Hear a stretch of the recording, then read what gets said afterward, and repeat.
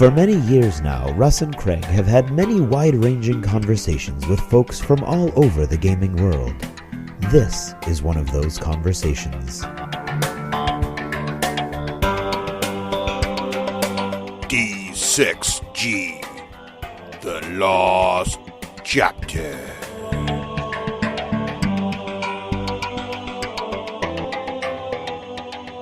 So I'm doing this cleanse because it's the new year, so I don't know what I'm going to do here at Dunkin' Donuts. Don't they have like coffee cleanse?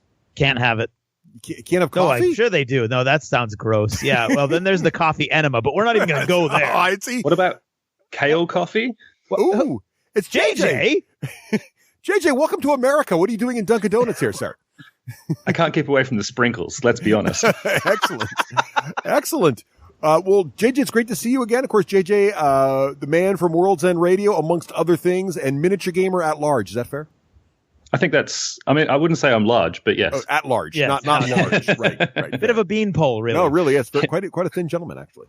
Well, great. Well, JJ, it was great to see you at SteamCon, and now it's great to see you here at Dunkin' Donuts. What's your favorite donut, JJ? What do you like?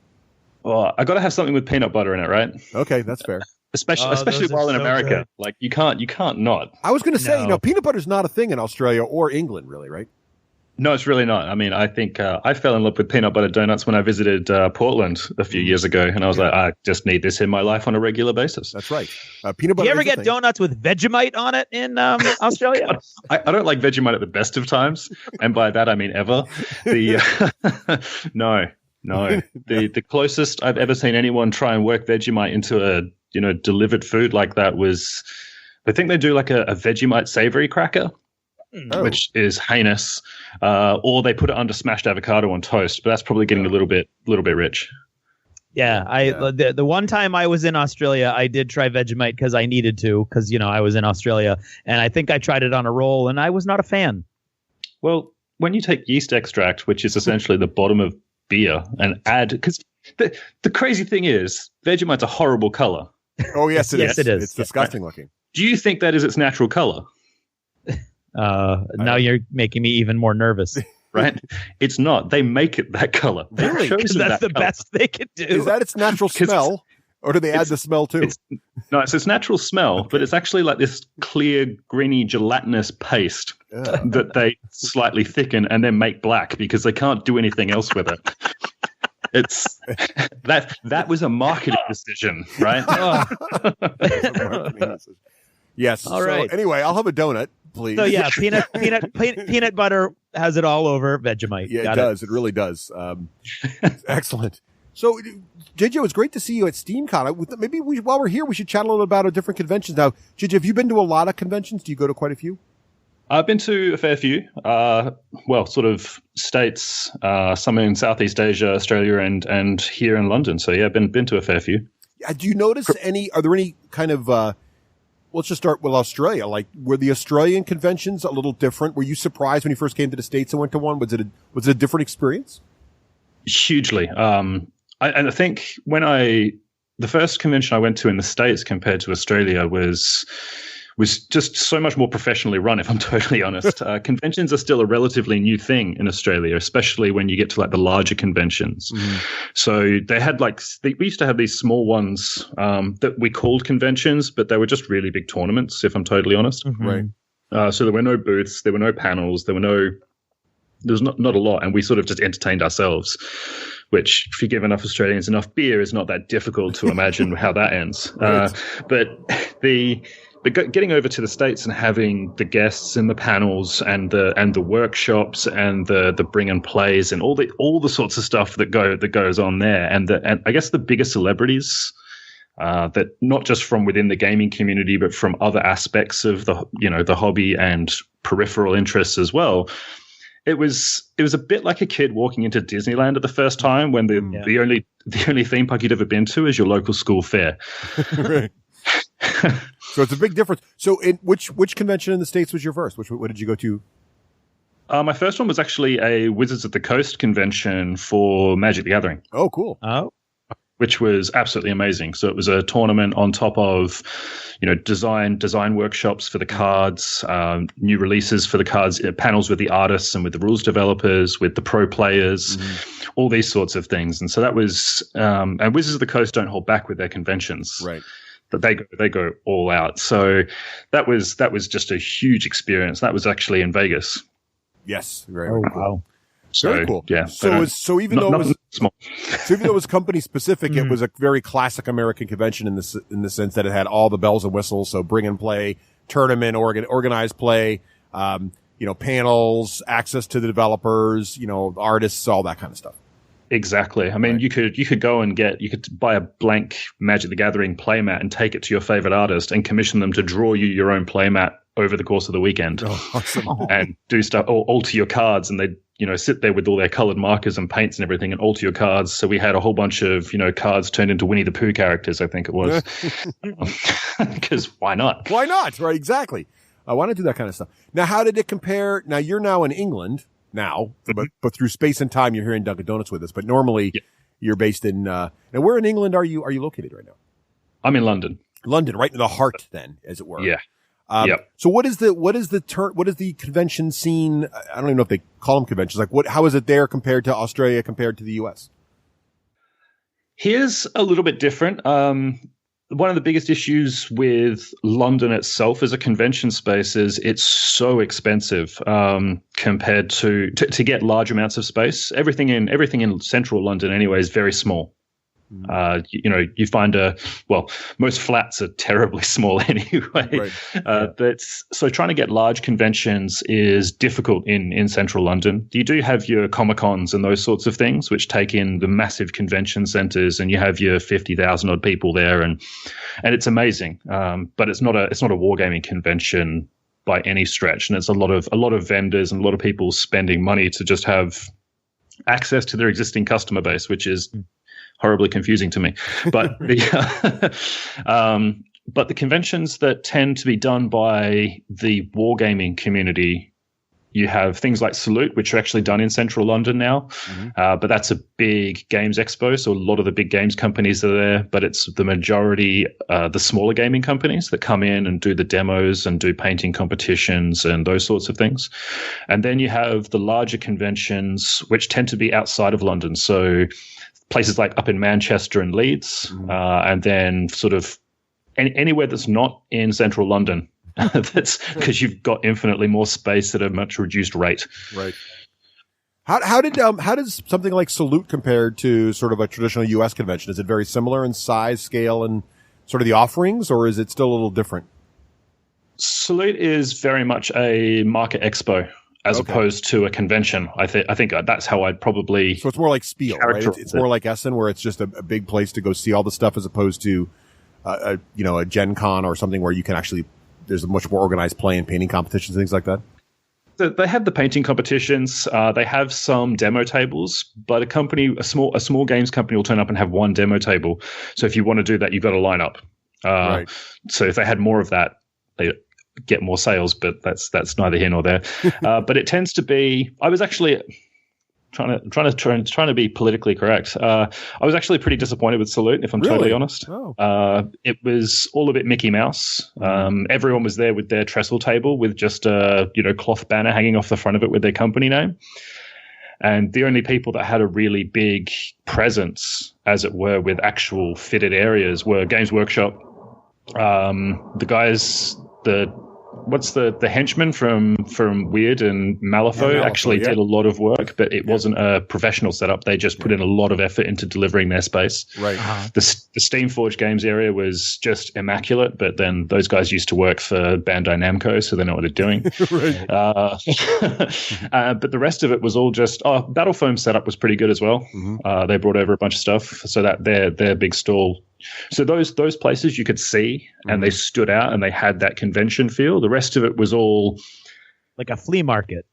Yeah. It may as well have been people backed up with their station wagons with their used toys out the front. And that's not atypical for the UK, or is it just Salute's just its own animal? No, Salute's like one of the biggest, if not the biggest, right?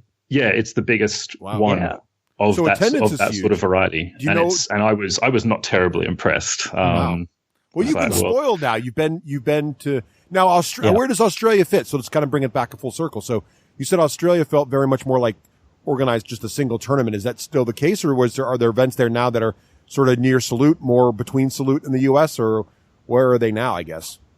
Well, interestingly, I mean, I guess the biggest thing that happened in Australia, the first one was just before I left, so about 4 years ago, was when PAX actually had its first outside the US convention. Right. They chose Australia, and so just chose to do that in Melbourne. Mm-hmm. So now Australia has these very niche, wargaming specific style things, but you've also now got the big American style conventions, Right? Because PAX is there.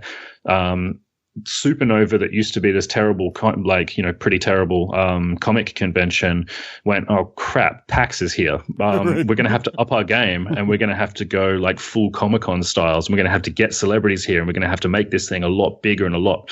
So it's the Australian convention market in terms of general convention is very much now on the US model. Okay. And because there's no real local games producers in terms of the miniature wargaming like there are here. I mean, that's the big difference, I guess, is there's a lot of small-scale miniatures games companies in and around London and around England. So they use places like Salute to go and try and float their game and push that out. Whereas Australia, you don't have that sort of history and those sorts of companies. And they're not going to travel to Australia either. Right. So it tends to just be, you guys have got all the models, turn up, we're going to run some tournaments, we're going to do a bunch of other stuff. It's going to be a lot of fun. And then the big American influence with PAX coming over and Comic-Con and those sorts of things. There doesn't seem to ever have been a point where Australia got to a Salute style event. Oh, interesting. So they just leapfrogged past it. Thanks, PAX. Yeah, exactly. So thank you, America. Well, we should say that in the U.S., because there's another gauge, it's not just location, right? But it's interesting. Well, let me just go forward. One thing I think is interesting in the States is we do have a lot of those smaller style conventions as well, right? That are very tiny. The vendors aren't necessarily, super commercial looking. They've got their table and their cloth there, and it's very, very small. So we have lots of those as well. TempleCon started that way. It grew. Captain Con is somewhere in the middle. And we have places like, up in Vermont, Carnage, which have always liked to be small, and they stay small. They're about, under 1,000 people, and they're very tiny, and it's just a very tight knit community. And so I think it depends on the kind of thing you like. It's nice to know, you have access to variety though, right? That you have a choice to go to either or. And it sounds like the UK hasn't really, is still sort of in that nice small, mostly because of land, sounds like, and price. Yeah. I guess the other thing that's holding Australia back generally from doing too many of these sorts of things is just population density. Right. You say, in the States, you say you've got this thing up in Vermont. I'm not trying to undersell this. America's a huge place anyway. You're not going to be traveling east-west coast all the time. Right. But at the same time, the population on the east and west coast is still significantly more than all of Australia. Yes. So when you say we've got 1,000 people, if Australia was to run a convention and you got 100 people, you'd be really happy. Oh, wow. All right. The community is a lot smaller and a lot more spread out. So to try and do these sorts of things is a lot more difficult. So something like CanCon in Canberra is probably the biggest wargaming convention in Australia. I think it was when I left anyway. And that gets a few hundred people, maybe up to 1,000 or so. But that's once a year and really not common at all for people to go to that sort of thing. Right. So appreciate what you got, America. Yeah. So let's talk about what we like, what kind of conventions we like. So Craig, of all these different styles you've heard, plus the ones you've attended, what kind of makes you, what is your definition of sort of the sweet convention? What do you like to see in a convention? Well, I love the big, like a Gen Con when it works, but it doesn't work often enough that it can also be very frustrating. So there's almost a fear factor involved in going to Gen Con that you don't feel going to like TempleCon or Captain Con, where everything is much smaller. But on that level, your little vendor halls are very much in line with what JJ described Salute being like. So you've got little tables, and if you're lucky, they've printed out a nice little sign that hangs on their table. So you don't get that depth of, oh, cool, I'm going to go, like, it's going to be a cool shopping day as well as playing games. So, I mean, I think every type has its own draw. I would have to say, and I don't know how replicable it is, but I thought SteamCon was awesome in that it had, it was small, it was focused on one game, although Steamforged has a bunch of other games that we were also playing, but you just had access to all of those people right there that were playing. And then you don't really, I mean, you get that a little bit when you get up towards like an Adepticon level. And then you do have it at Gen Con, but at that point you're sharing the attention of these people with tens of thousands of their fans as opposed to hundreds like we had at SteamCon. So I think I really enjoy conventions in general of pretty much any size. Too small, and I feel like I've kind of like, why didn't I just stay at home and have like play some games with my friends? Too big, and I get like a little nervous anxiety, like at Gen Con when the crowds are just so crazy. I need to walk to the side of the hall and kind of like kneel down and take a moment. But I think each kind has something to lend itself that I really enjoy. What about you, JJ? You've been to a wide variety. I tend to prefer. Well, I mean, I'm a competitive gamer. I prefer just to go to big, high level tournaments and do that. And I don't mind. I don't mind doing some of the panels and bits and pieces, but I tend to find they generally can't get too into details with those sorts of things. Mm-hmm. So I end up sitting through a panel of something, and I was like, well, this is being pitched at a level that I'm not really appreciating. I would like more detail out of those sorts of things that a lot of people will never be able to deliver, or they're delivering it to people who don't necessarily have the background. Mm. So they have to dial back everything to make sure it's palatable to everyone, which is understandable. But I just end up sort of, I'd rather come and chat with the guys that are in the industry and get those sorts of things, which, as Craig was saying, like somewhere like SteamCon, I could pull, the lead games designer and developer aside and be like, this is what I like about this. This is what I don't like about this. What are you guys doing? And blah, blah, blah. And we could have a 20-minute chat, have a drink, and then he'd go on his way, keep working on what he was meant to be doing rather than chatting to me. But you had those opportunities. Whereas at a large convention with the panels and all this extra stuff going on, you never get that opportunity. And I always feel at a large convention, I walk away kind of going, I've had fun, but I don't know what I've achieved. Yeah, I'm like, I don't know. I've seen a lot of cool stuff and I've spent a lot of money, but I don't know what I've done. Yeah, if that makes sense. Yeah, I kind of like a little bit of everything. I guess I'm so eclectic, but I like one of the things I do like the panels. But I hear what you're saying, JJ. I like the panels where I learn something. So like I went to an airbrushing panel at Adepticon. I found that to be extremely valuable, and it's being led by the Badger airbrush guy, and it's like there's 10 people in the room, so I can walk up afterwards and really chat with him and ask him detailed questions. And some folks brought their airbrushes they were having trouble with, and he showed them all the tricks and tips, and like that kind of access to like one of the industry leading manufacturers, be able to sit down with the guy and ask him how to best use his tool is pretty awesome. I also really liked the panels at SteamCon when they actually showed us. We had that sort of interactive session where we all designed a faction. I don't know if you went to that one, JJ. Yeah. And he was busy playing real games. Yeah, trying to win some tournament, but we all designed a faction, which later another panel designed a figure, and then later they printed the figure, and then later it existed in real life, and you could see it by the end of the weekend. And it was just Trent had it all painted and done by the end of it. That was awesome because that was sort of like just a little bit of insight into how the whole process works, like a little snapshot. That was pretty cool for me. I like that. So I like those sorts of things. I do like competitive play, not as much as I used to, but I like to do organized play. And I do like I like Gen Con for the exposure to all the crazy new hotness, so I can go there and see all the new things I don't know about.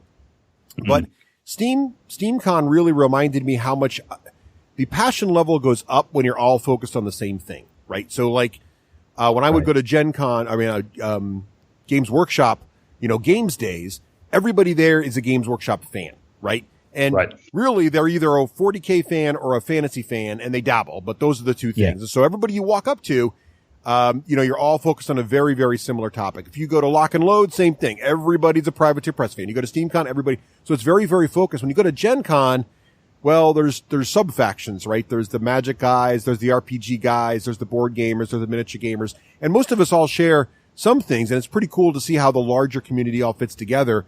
But it's a little less camaraderie, if that makes sense. I don't know how to say it. So I think I'm really starting to appreciate it. I don't know if they necessarily need to be smaller, but more focused. Like I do like the focus of, this is the game I really love, and I really want to just immerse myself in this one particular game for an entire 3 days, kind of thing. Right. Yeah, I think that's totally fair, because you're right. That level of excitement when you go to those things, mind you, I haven't been to Gen Con yet. I really want to go, but trying to buy tickets when you're not in the time zone when they go on sale, not easy. Right. Yeah. But yeah, I mean, that's something I really want to go and experience, because I feel like it's a bit of a gamer feather in your cap. Basically, you need to do that. You need to do it once. But JJ, for a similar comparison, like think about when you went to PAX versus Wizards of the Coast. So both those are big. Wizards of the Coast is one, well, Magic, right? But they might have been doing D&D too, but mostly Magic. And meanwhile, PAX is like video games, but it's like a bajillion different video games, right? You got RPGs next to shooters, next to whatever. Was there a different feeling for you going to the Magic one when you were super passionate about Magic versus going to PAX, which is like a little just sort of buckshot of all the different video games? Well, PAX in Australia is actually all the board games as well. Oh, they take over too, because the showground hall they use in Melbourne has two massive areas. They have one which is dedicated to all the new video games and all of that going on. Then they've got the board and card games section, and then they've got a LAN hall next door, and then they've got like 3 lecture theater style things in the middle. They've got such a huge expanse that they do absolutely everything. Yeah, PAX in Boston's the same. I didn't realize Australia had replicated it so well. So it's kind of like a mini Gen Con. You get a little bit of everything. How did that compare to like Wizards of the Coast for you? Well, that's exactly right. I mean, you couldn't see everything, and I spent most of my time in the card and board game section, because that's where my passion is anyway. Right. But you're right. I mean, I played a few events there for the different board games, but everyone's there for their niche thing, as opposed to everyone being there for one particular thing. And the Wizards of the Coast one, I probably got more out of, and you do have that truer sense of community. There's just that level of common interest and passion that's floating around the room, which is just infectious. Yeah. And I wonder if we're going to see more of a trend that way, because I'm starting to sort of sense, and I don't know, JJ, if you sense this as much, but I know Craig and I are sensing it a little bit, and I don't know if it's just us getting older, so I want to be self-aware of the fact that, we're old fogies now compared to a lot of the younger gamers, but I feel like there's a sense now that some conventions like Gen Con and PAX East in Boston here is a challenging one too. They literally sell out of tickets within minutes. Right. So if you're not if you're in any way casual, you're not going to PAX, because you simply can't get a ticket. You have to know when they're going to go on sale. You have to know exactly when they go. Gen Con is getting to that way with hotel rooms and everything else. And I kind of wonder if people are going to be like, you know what? First of all, it's too crowded, too big, too hard to get involved with it, to buy the tickets, find the hotels, go through the whole process. You have to kind of have a mini class on how to do all this stuff. Or is it, and am I really getting all out of it I really could? Or should I go to the smaller convention? I can get tickets to Lock and Load. I can get tickets to, to SteamCon in US next year, Adepticon. Go to one that's more specific, more focused on my hobby, and get more out of it, because I'm not wondering which game I'm going to buy, or am I going to like what I get. I already like this game. I'm going to see the latest and greatest from it. I'm going to paint some models with some friends. I'm going to get in some good games. I'm going to see some new awesome stuff, and I'm going to be done. Right. Do you guys think it's going to start trending that way more? Or do you think the people are becoming more diverse in their gaming desires, or are they becoming more focused? The barrier to entry to Gen Con is terrifying to me, especially if you look at the hotels. It's like a game within a game to get it to Gen Con nowadays, I think. And without Geek Nation tours, I don't know that I would be going to Gen Con. So it's hard for me to gauge, but watching my friends deal with the lottery, and then, getting tickets, and then, you can do this, but you can't do that. And all, I don't know, if that's eventually they're just going to have to find a better way to do that, or if that's just, the benefit in quotes of having a convention that's almost outgrowing the entire city that it's in.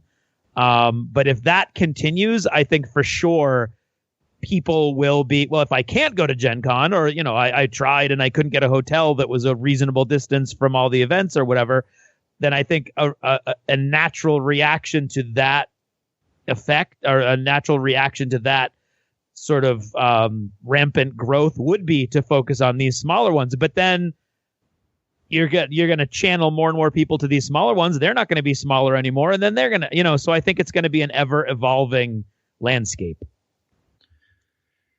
Yeah, I think that's true. I mean, I think the other thing is, you know, I'm not exactly a young gamer either. And as you get into, you know, having a bit more of a life and a career and all these sorts of things, time's at a bit more of a premium.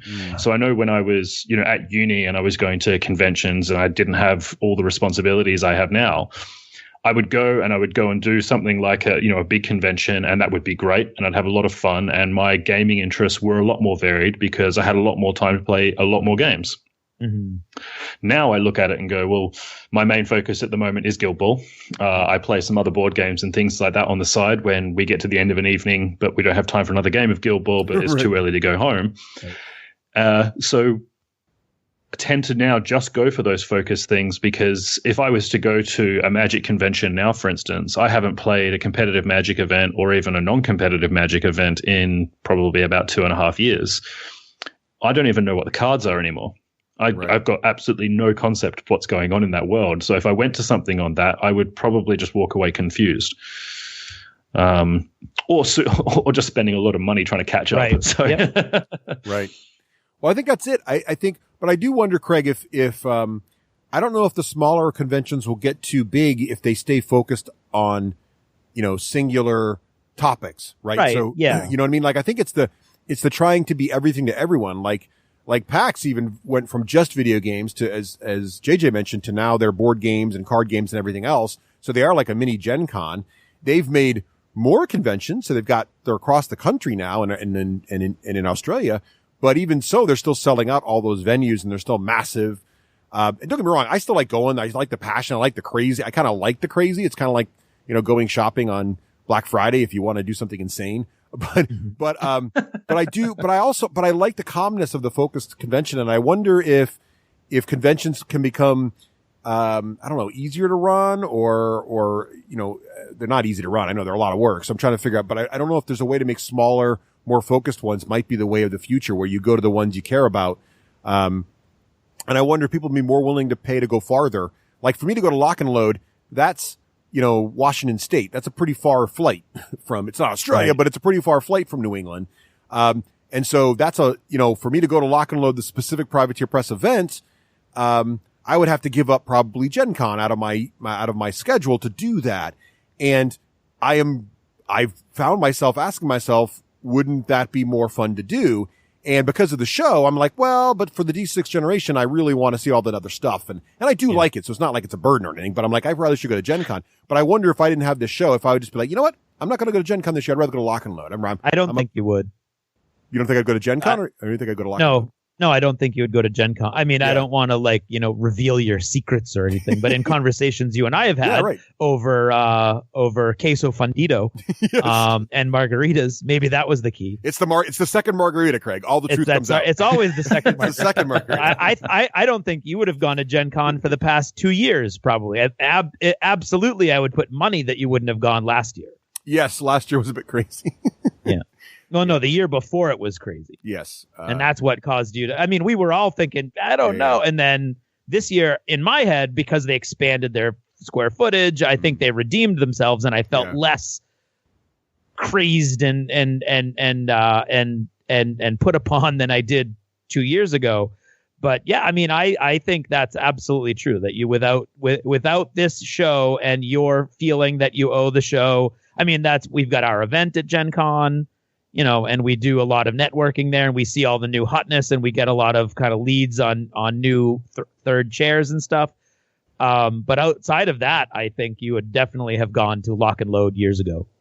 And I'm really excited I definitely want to go to SteamCon USA. Like that. Oh, me too. See, and that's what I think, these focus things, I'm like, I'd rather go to like SteamCon and then, you know, maybe something. Well, if I really want to do something crazy like Gen Con, I would just go to PAX East, because that's right here in Boston. I save the airfare and I get the crazy, right? I get it's all right there local. So I don't know, JJ, what do you think? I know you want to, I mean, you definitely got to go to Gen Con at least once in your life. It's the gaming mecca, but in terms, do you prefer the smaller stuff or do you like the big crazy? I don't mind the big crazy sometimes. I guess, sometimes you wake up in the morning when you've booked yourself in for a 3-day convention. You're like, I do not want to deal with crowds today. You psych yourself up, you do day one, you get to the end of day one, you're like, not 2 more days of that. It's a bit much, but I don't know. I think I just tend to prefer the smaller, more focused things. I'm actually trying to figure out how I can get to SteamCon in the US because I think it's going to be a lot of fun. You're going to go to both? Are you going to try to go to SteamCon US and SteamCon UK? Yeah. Wow. Yeah. Oh, wow. Well, we'll see you there then. Hopefully, that'd be awesome. Work permitting. That's the plan. If I can actually get work. Do we know where SteamCon is in the US? Is it in Boston? I don't think they've said anything. My guess would be East Coast. They didn't know anything when we were talking to them. I'd guess the East Coast just for proximity, but I have no clue. No idea. Yeah, I would think so. Those guys really love their ribs and their steaks, so it's probably going to be somewhere that's got good that. Or Carolina, yeah, there you go. Yeah, Texas. I'm not going to Texas. But depending on where it is, I've got my new job is very, very mobile. So I'd probably try and set some work up wherever that is at that time, and just sneak that in over the weekend. That'll be okay. See what I can do. That's smart. I like that plan. Yeah. Well, and then be back in time for the UK one. Yeah. Right. And we'd get better ribs than we had in Leeds. Yeah, that was. Yeah, I didn't want to say anything. Twice we had ribs. How did that happen, Russ? How did we go to England and we ended up having ribs twice? It was an error. The second time was not our fault. And I felt bad because all the folks from the UK seemed to really think they were good ribs. So I didn't want to say anything. But well, they weren't bad. I mean, they were. It was the first time I've ever gone to a sort of a barbecue smorgasbord, and I found myself really picking through the meat platter, looking for the parts that I would prefer. Right. That's. I mean, England's not exactly known for its culinary brilliance. When the national dish is parboiled potatoes and then like Yorkshire puddings, which is just fried fat. Yes. There's things in terms of flavor and quality terribly not that great. Which is not to say we don't love England and all of the people in England. We do. We do. I love England. All the people. Come over here and try some barbecue. What you like that your neighbors? What? Well, no. Well, in England, these people are people I'm going to see, right? So absolutely nice. Right. But these guys don't know anything about food. Like legitimately, just terrible food. And we're currently recording. So unimpressed. We're currently recording in the culinary giant that is Dunkin' Donuts. So we should probably just quantify right there. Well, and they are giving us the evil eye, so we should probably move on. JJ, thank you so much for joining us here. It's been great talking to you again. It's been great chatting with you. Yeah, you too. Just get some more donuts to go, right? Exactly. And we'll chat with you more in about a week on the main show. Sounds good. Thanks. We'll bring some peanut butter. Perfect.